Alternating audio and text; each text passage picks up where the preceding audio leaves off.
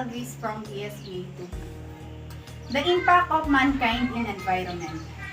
The impact of mankind on the environment is becoming increasingly crucial. We are destroying habitats and risking the lives of future generations as a result of our activities. This is that our environment is changing all this time.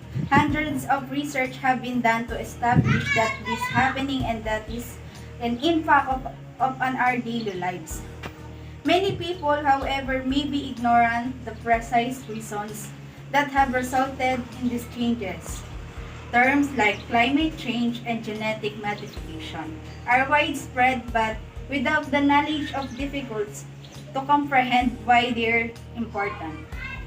To make matters worse, many of the concerns are intertwined. The main point is that they are all significant issues that must be addressed. Some of these are genetic modification, waste production, water pollution, deforestation, acid rain, ozone layer depletion, and air pollution, lowered biodiversity, climate change.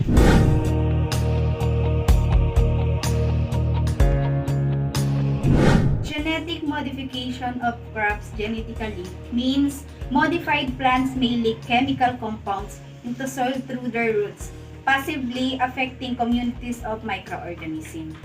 Waste production means much of our waste ends up in a landfills, which generate enormous amounts of methane. Not only does this create explosion hazard, but methane also ranks as one of the worst of greenhouse gases because of its high global warming potential. Water pollution.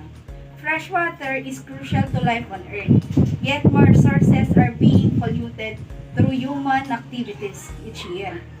Water pollution can have harmful effects outside of contamination of the water we drink. It also disrupts marine life, sometimes altering reproductive cycles and increasing mortality rates. Deforestation means the demands of an increasing population has resulted in increasing levels of deforestation. This results in loss of habitat for many species, placing levels of deforestation may at risk at leading to large-scale extinction. Furthermore, deforestation is estimated to produce 15% of the world's greenhouse gas emissions. And the acid rain comes as a result of our pollution, mostly through chemicals released into the environment when fuel is burned. Its effects are most clearly seen in aquatic ecosystems, wherein the increasing acidity in the water can lead to animal deaths. Ozone layer depletion is caused the release of chemicals, primarily chlorine and bromide, into the atmosphere. A single atom of either has the potential to destroy thousands of ozone molecules before leaving the stratosphere. Air pollution. Air pollution is becoming increasingly dangerous problem, particularly in heavily populated cities. It is also directly linked to other environmental issues such as acid rain and eutrophication.